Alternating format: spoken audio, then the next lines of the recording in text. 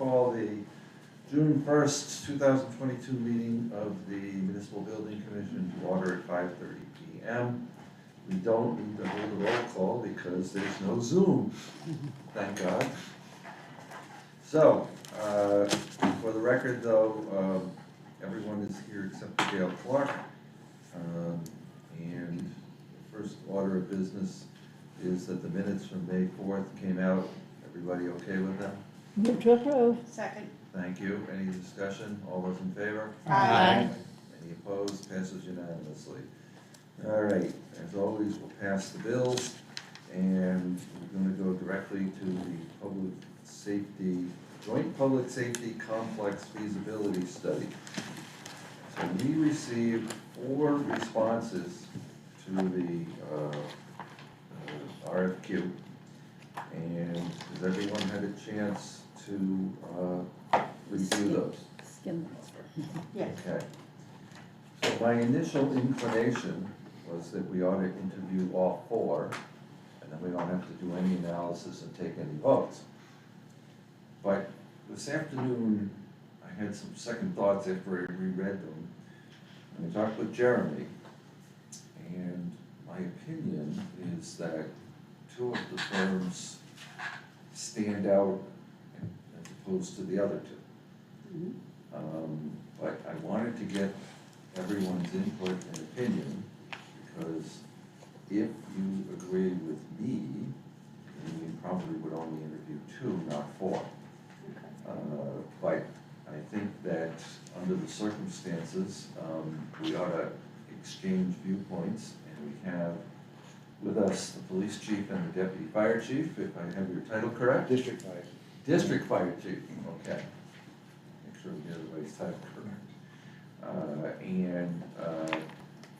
We certainly want to ask for their input as well. But Terry, next to me, what do you think?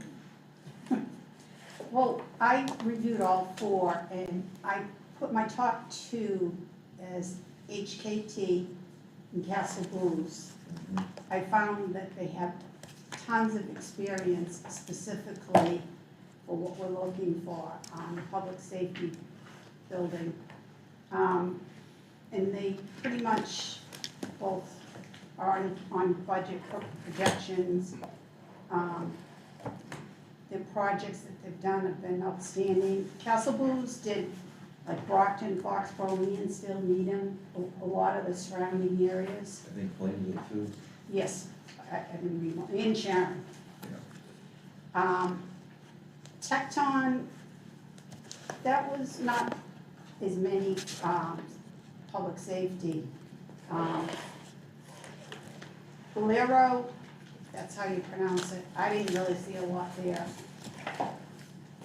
So, And that's the same firm in Giorgio that we interviewed for the fire department roof. oh, yeah, yeah, And we were not very impressed with that interview. yes. So if you had your choice, would you say we should interview 2 or 4? I would say 2, 3 the max. Okay. Ed, any thoughts? Well, I looked at them and tried to compare them to what we asked for in the request for proposals. And it was not, it was pretty difficult. But I did think that LaRoe Corporation seemed to cover all the bases better than anyone in terms of having experts in the area of the fire department, police department, BIM, the modeling systems, and everything was really laid out there. So I was impressed with that. HKT was good, they were thorough, and as we usually say, they all could do the job, but which one, you know, will do the best job and the best job of presenting it, as it is a feasibility study, and we don't make the final choice in the matter, but it's got to be presented in a way that people can make, the general public and the awarding authority can make a good selection. We are very familiar with Castle Blues. I mean, we've been with them for several years now, and they certainly could do the job.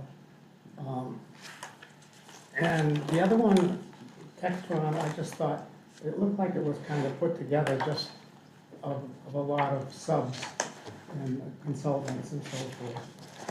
So do you want to interview three, is that what you're saying?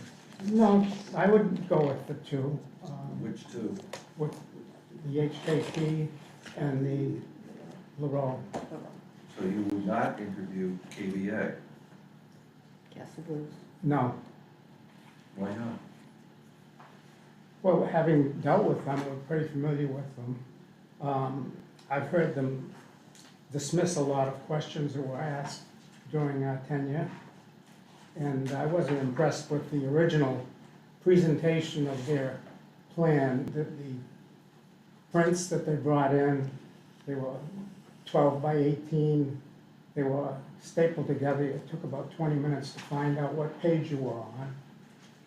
Their electronic presentations, I didn't feel were very good. Are you talking about the high school? I'm talking about the high school, exactly. Really? Yes, that's my opinion.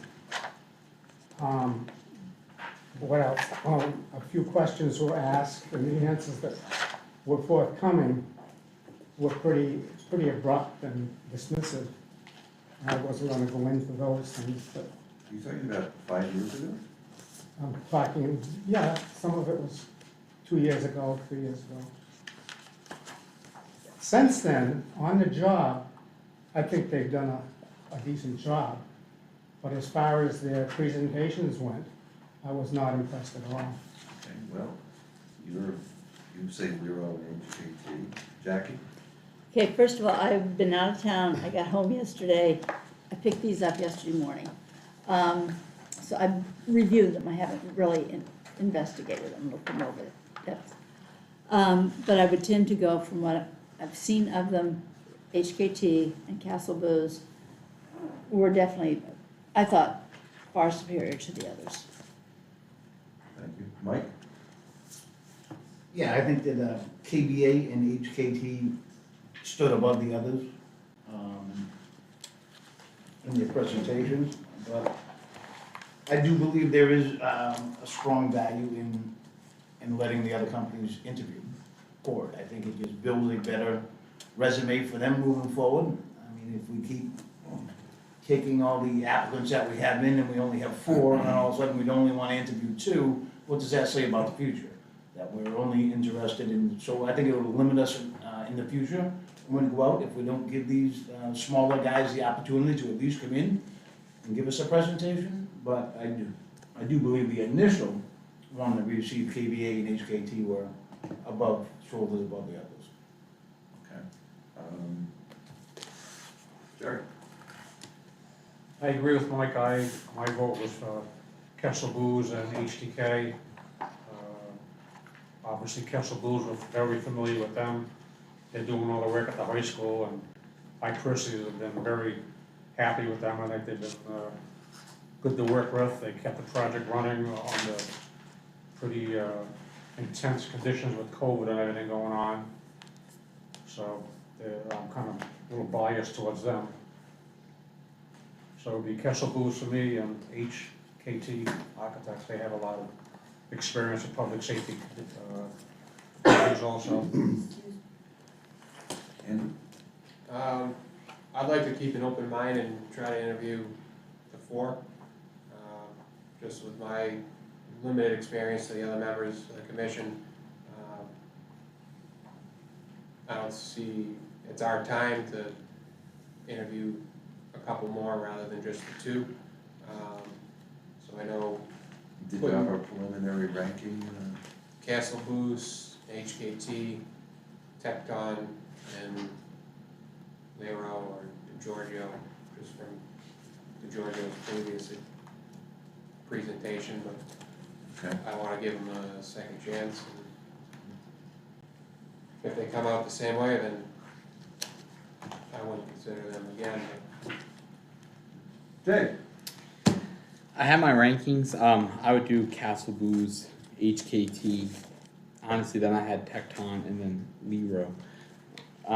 However, I mean, I think that maybe we should give all four the opportunity if they want to.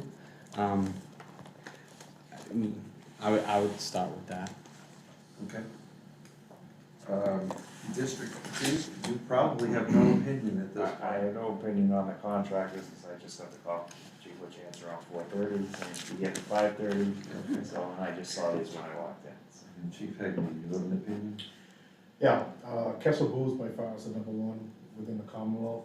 Having spoken to many police chiefs, including fire chiefs that have built stations in the last just 5 years, which is a hell of a lot in this Commonwealth. Kessel Boo's is by far the number one. I won't even interview another company, I mean, it's a waste of time. They are number one by far, superior in the Commonwealth.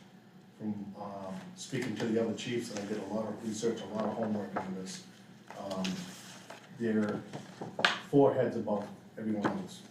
And this has to be a 100-year building. It's gotta, and it can't be a Mickey Mouse project. It's gotta be professionally done from the ground up. This is starting at the ground up. And speaking into other chiefs, with the horror stories they've had with other architectural firms,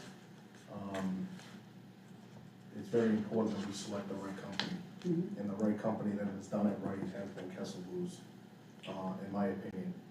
So, from what I understand in my research that I've put a lot of time and effort into, speaking to other chiefs, so.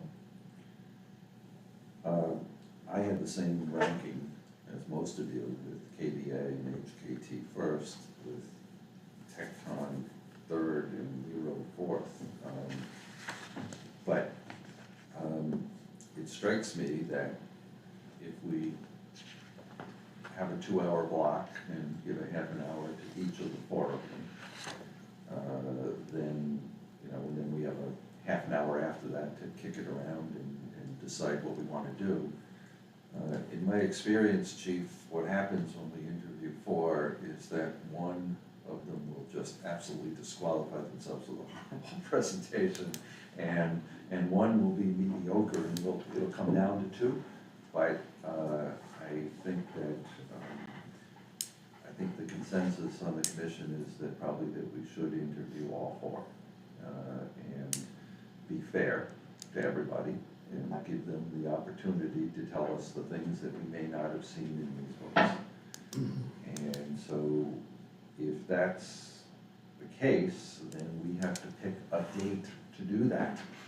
And I'm looking at the calendar. So the next school building committee meeting is on the 15th. Yeah. I think that doing it next Wednesday, the 8th, may be too short a bit of notice. So I'm wondering if we want to go to June 22nd to give everybody 3 weeks' notice, and that way they can say that, they can clear their schedule to show up. How does that work with you Fine with guys? me. Unfortunately, I'm gonna be in Florida, but I can send a deputy over. So,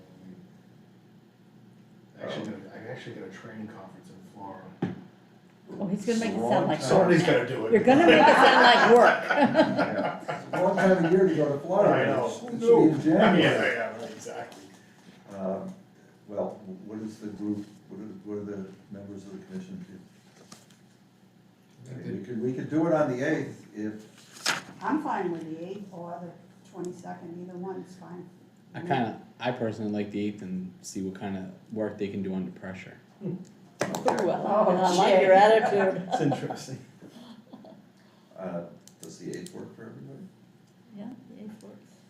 So why don't I tell Jeremy the good news? He's gonna That, love it.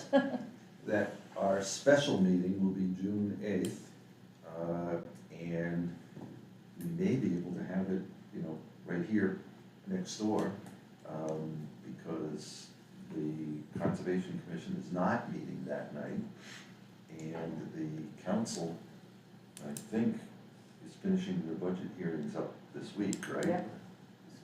So let's shoot for June 8th, at 5:30, and we'll schedule the interviews for, 5:45 and then a half an hour apart. Does that work for you, Jim? Yep. Okay. Then, that mean you could be there? Yes, sir.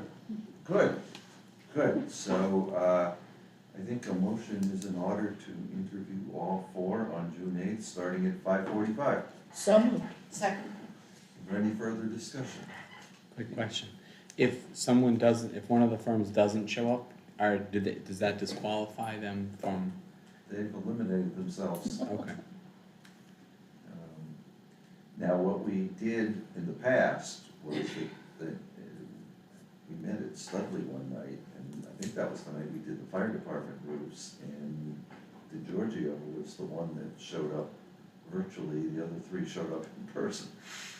But, Are we gonna do it virtually or in person? I think in person, If we, Everybody if we have prefers. if we have the other room, there's no reason why we can't be in person.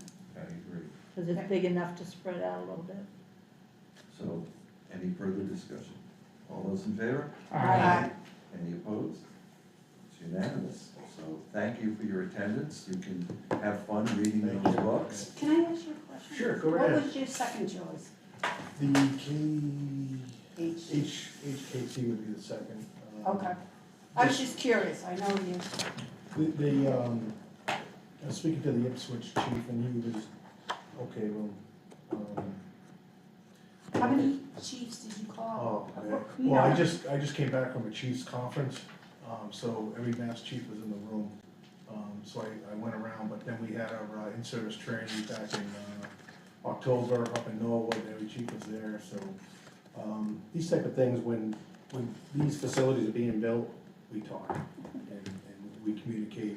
Because I'm always trying to pick up snippets like, okay, what did you like about the process? What didn't you like? If you gotta do it over, what ideas would you bring to the table? Or, was there something that you didn't think of at the time that you guys wish you had? And all those little things. And I always ask about, who was your architect?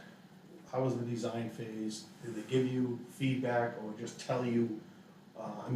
Did they allow feedback or they just fire hose feed you and tell you this is the way it's gonna be? Kessel Booze always came back on top of it. I've only heard one negative about them, and that was a conflict with budget.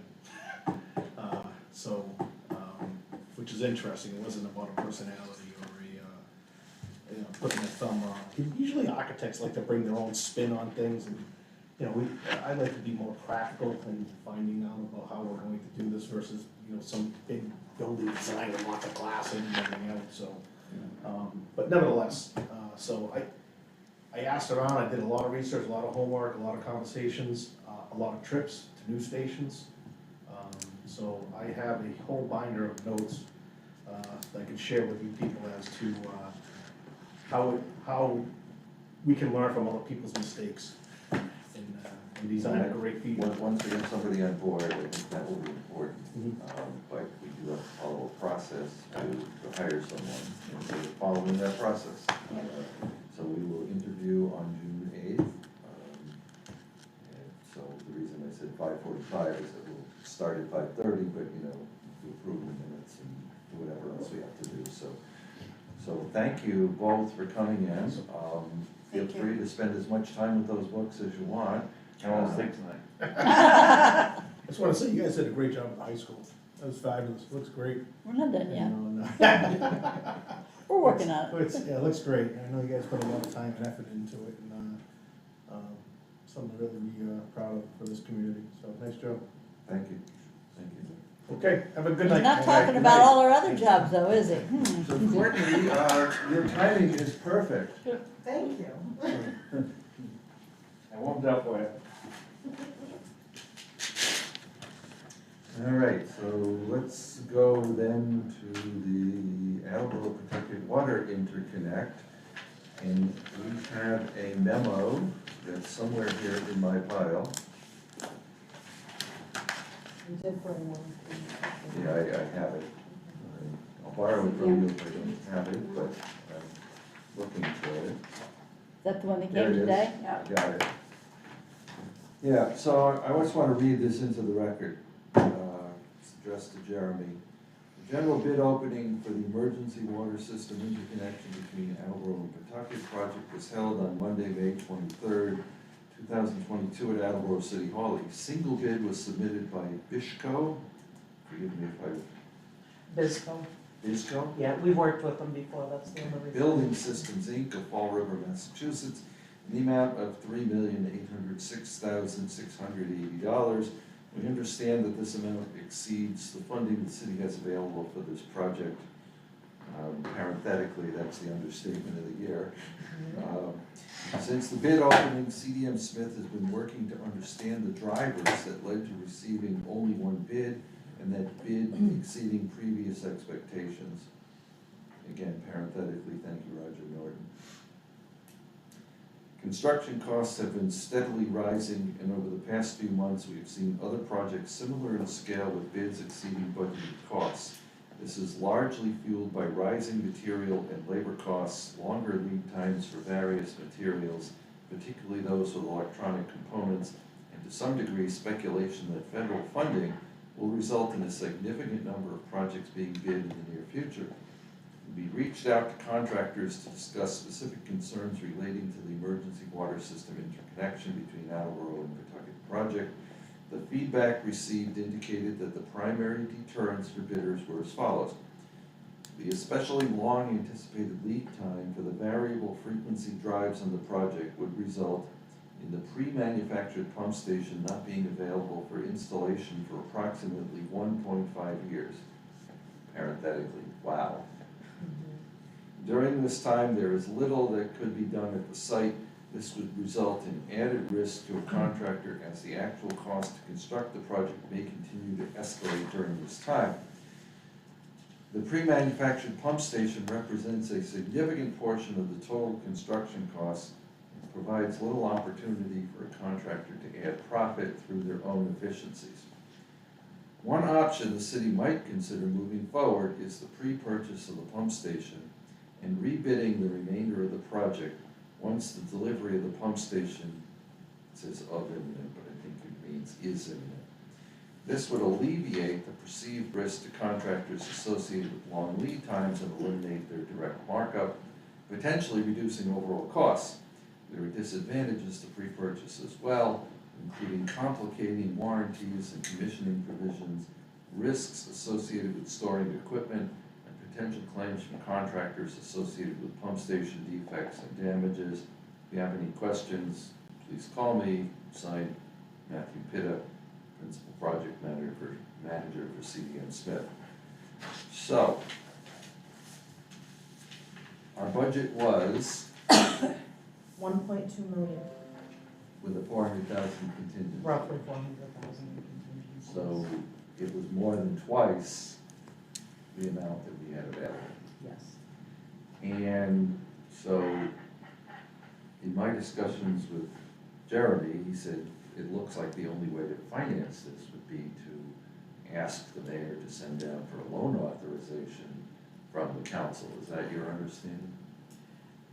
That's my understanding. I mean, you don't have $3 million sitting around in retained earnings. I don't have near $3 million, no. So, under the circumstances, it seems that in order for this project to go forward, we would need a loan authorization, then, correct? Yes. The second point is that we increased the lead time to deliver the station to, what was it, 6 months or something? It went from, the original was 300 days from notice of award, and the extension was, I wanna say at least to over a year. Over a year. Mm. But what they're saying now is that it looks like the project would probably be, well, somewhere more than 1.5 years and around 2 then? Is that your guess? That's, with a year and a half of delivery, I would imagine closer to 2 years. Closer to 2 years. So it strikes me that if we had the funding and we were to say, well, let's just buy the pump station ourselves. Well, we don't have a contractor to install it. We could be spending money on a building that we don't have anyone to install. It would eliminate the markup, but it might also further reduce the universe of people who are willing to take the project on, wouldn't you agree? Right, I mean, you're running into, pre-ordering the station, you're running into paying storage, you can't just leave it at the plant somewhere. I mean, it has to be stored at the manufacturer. You're looking at, okay, the station's ready now, we have to bid, and all these warranties are ticking away. You know, you have a year warranty, it's gonna take you, and we all know it's municipal, it's gonna take another 6 or 8 months to go and bid and get this station in the ground, but and you'll. But if we knew that it was a 1.5-year delivery time, we could, at the 1-year mark, put it out to bid, right? And leave them on And the, basically say, waiting for it. yeah, and say, you know, when it's delivered, you install it, so we could do that. But it just seems risky to me to spend that kind of money on, because isn't most of the work the station itself? Most of the work is the station itself. And I think doing it that way, you're looking at, with the way prices are going, it could be increased even more with labor costs going up for contractor. Yeah, so, It wouldn't surprise me the way things are going you right know, so I don't know that there's anything we can do but to kick this back to the mayor now. and say, how do you want to proceed? But, you know, given what we've just said, any thoughts from commission members? Do we know, so what's the, I'm not as familiar with the project because it's so old, what's the general scope of it? Station that's pre-made and brought out on site and then, Put on a pad with a parking area created and, Basically connecting to the electrical, connecting to both water systems, programming, but most of this station is gonna show up all in one piece. so this station controls a couple of valves in the ground? it's gonna sit right on the place where our pipe and their pipe are next to one another, right? Mhm. So, and then, so it sits on top of them and connects the 2 pipes, right? Yes, and basically it would be valved, both valves would be closed, theirs and ours. Were we to need the station in an emergency, we would open the valve, start the pumps, and everything from there is automated. We would be able to see it from the West Street. What's the, is it 24 inch, is it bigger, what's the? For the mains, they're 12-inch. 12-inch? 12, I believe they're 12 on both sides. And is the station itself limiting itself, like is there, how many people can make the station? How many vendors are there, is there only 1 or 2? And There aren't a heck of a lot. I know they were looking at one particular manufacturer, and you'll have to forgive me, this is a really old project. But there are others out there, but they're all gonna be, I mean, you're gonna be looking at some old lead times, because we're running into it right now with everything else. And so, it isn't though that it would only get turned on in emergency, you'd have to exercise the station periodically to keep the pumps in good Right. shape and. Right, the make sure idea is everything's to, working. you know, put it to the system once a year, but exercise quarterly, just to make sure the interlocks work and the pumps work and everything's in good shape. Yeah, Mike, I was gonna ask that question, how many hours a year would it run?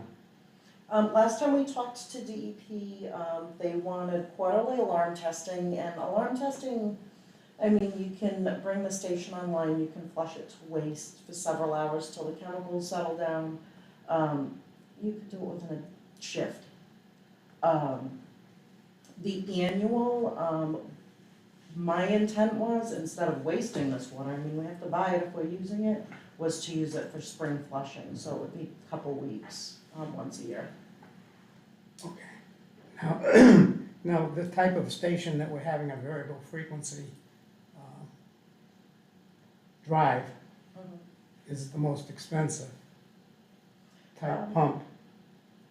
Are there other designs that might be going back, if we're going to have to go back and do some, are there better designs, that is cheaper designs that may not be really efficient in the long run if you're running them all the time.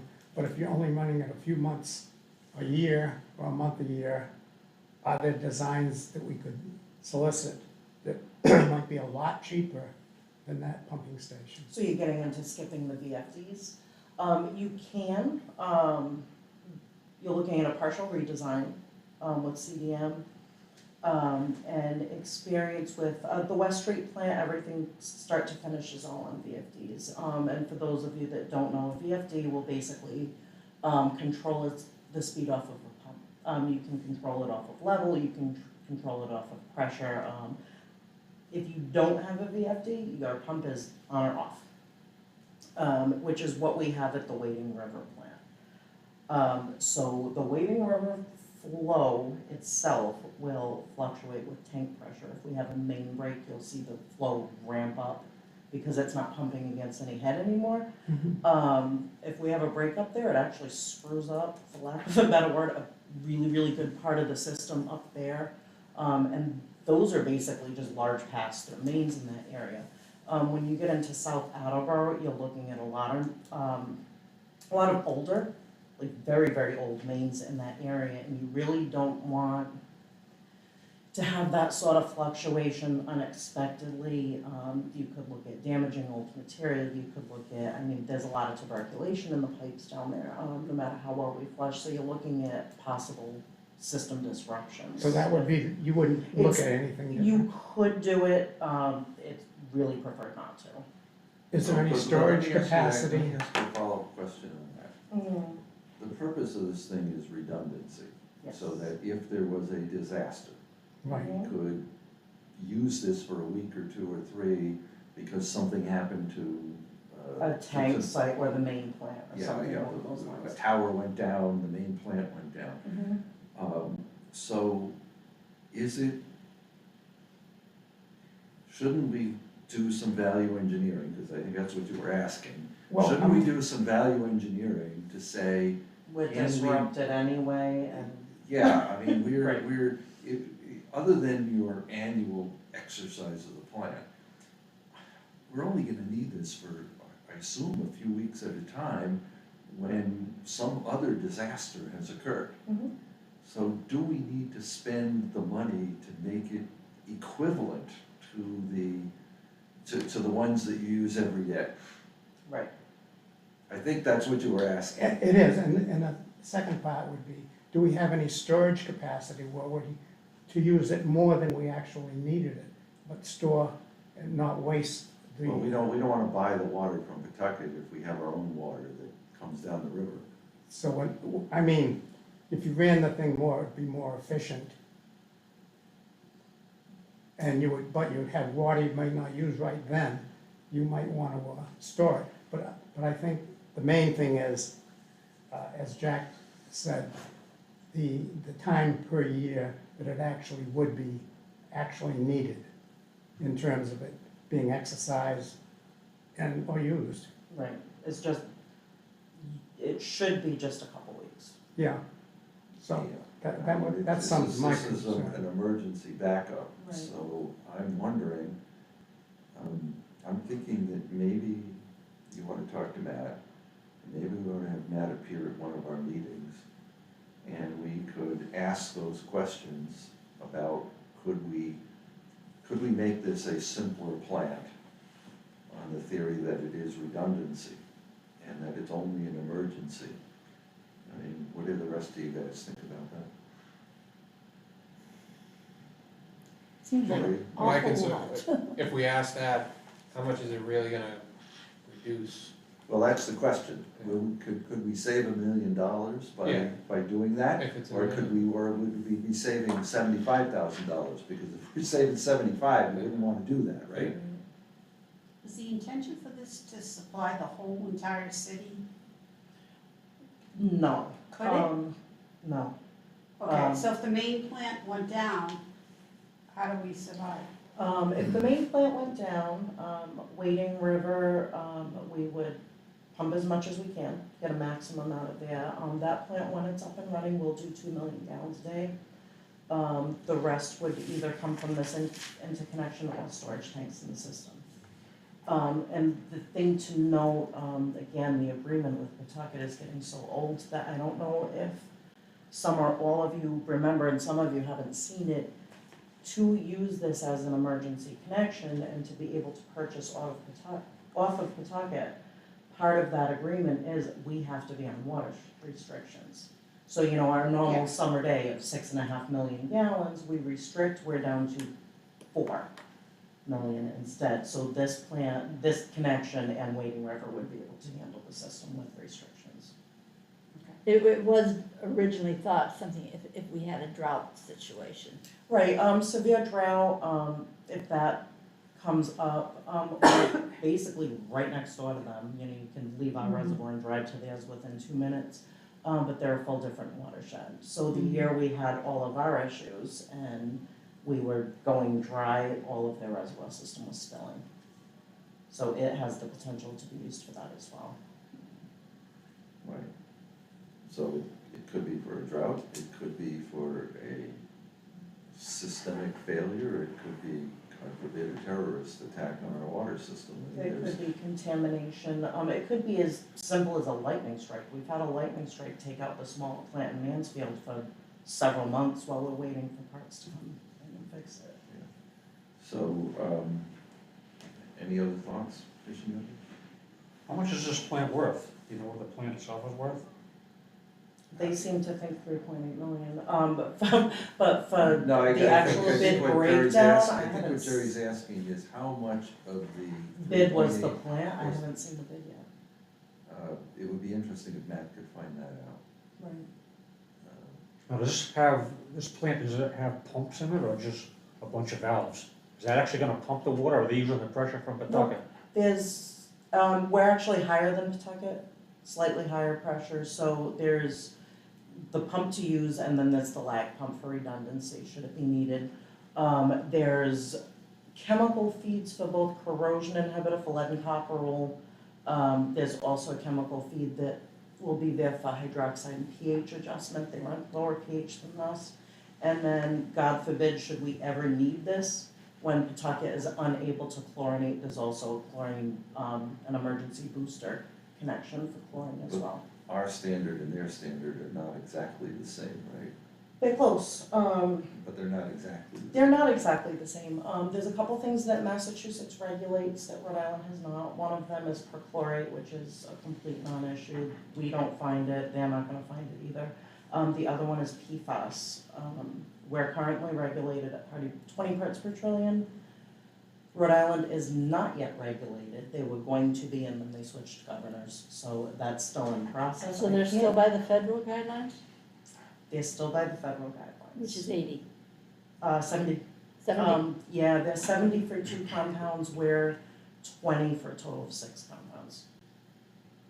They've done internal testing, and I do have, the state has thoughts on their testing and so do I.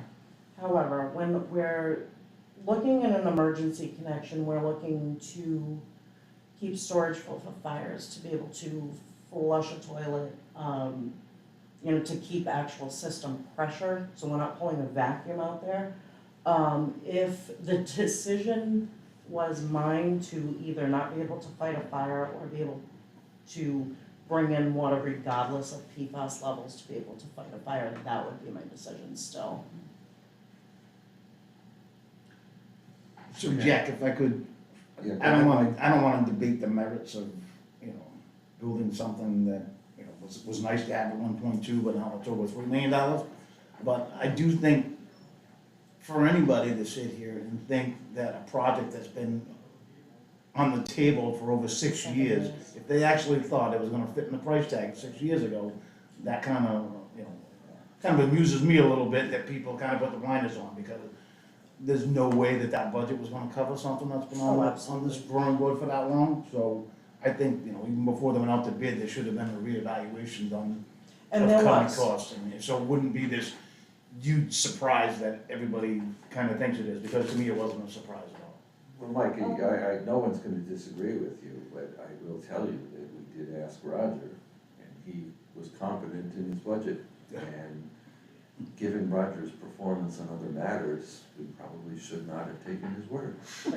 I don't know, I know you were on several email chains, and I don't know if you fell off of this one, and it's when Matt took over, the project from Roger, and that exact question was asked. You know, there's no way this is gonna fall into $1.2 million, even with the contingency, it's just not happening. What do you expect? And the number he gave off the top of my head was between 2.5 and 2.7, which is a lot more doable than the 3.8 that showed up on the Taylor's bid. So, And that gap is bothersome too, because it's again over another 30%. so is our consensus that, you should find out from that if he can attend a future meeting? We'll give you, our next regular meeting is, if everybody is available, would be July 6th. Pencil, I'm sorry. Oh, Sorry. Yep, You so, probably right off the budget. so if he's available on July 6th, and that work for everybody here? So if he's available on July 6th, maybe he could come and discuss the pros and cons, how much of the bid the pump station itself is worth, whether we can value engineer it to a different level, and whether this makes sense, what his recommendation is one way or another. I think it gives you the chance to further think that out. We'll talk with whoever on your staff you need to talk to, and in the meantime, you know, Jeremy can seek some guidance from the mayor as to what direction he would like to go. Because unless he sends down for a long order, it doesn't matter what we do. Right. So, is that our consensus? Sounds good. Okay, thank you. Thank you. Thank you, Courtney. Have a good night, everybody. You too.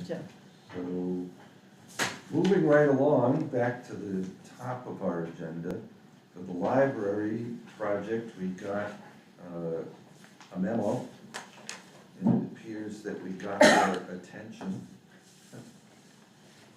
We held that payment? So here is the memo that says, we've had numerous teams meetings with TRAC, NB Kenny, WSP, STV, HVAC engineer of record, and the architect to facilitate review and evaluation by LG, the HVAC equipment manufacturer, and NB Kenny, the filed subbidder. We are currently awaiting delivery of some replacement thermostats that NB Kenny believes should rectify the issues, but we won't know for sure until they've been replaced. All parties remain committed to resolving the issues to the library's satisfaction. Requested a meeting. Thermostat replacement expected the week of 5/30 pending scheduling with library staff, so maybe it'll be done this week. Maybe we'll know more. Anybody have any questions on that one? Well, 5:30 is this week. Yes, So we should have some idea by next the week, next week. if they And we show are up. going to be getting together, so maybe in that first 15 minutes, we could Talk about decide that. whether, if we have to.